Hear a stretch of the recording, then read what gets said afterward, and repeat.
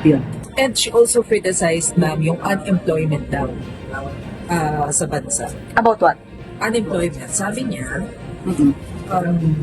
ang dapat na ginagawa, tinututukan yung trabaho at kapag hindi tinutukan, ganyan yung nangyayari. Tumataas ang unemployment, nangungutang tayo naman. Mhm.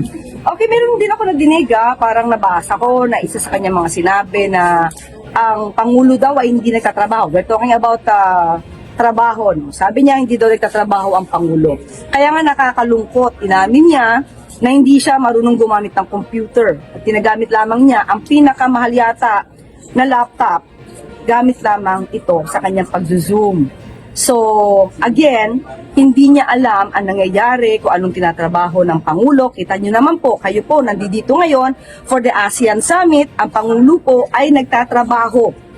Bago pa pumunta ng Cebu, nakita niyo naman po, siya ay tinignan po ang sitwasyon sa Albay, sa pag-aalboruto ng Mayon Volcano. Maliban dyan, pumunta rin po siya at ginampanan ang pagbibigay ng tulong sa ating mga kababayan sa bawat barangay at bawat bayan makikinabang. So nakita niyo po kung gaano po magtrabaho ang Pangulo. Ngayon, nandito siya, abalang-abala ang Pangulo sa ASEAN Summit at ang mga concerned agencies at concerned departments ng ehekutibo ay nandito para magtrabaho. Samantalang ang Vice Presidente nandoon po sa ibang bansa at nagbabakasyon.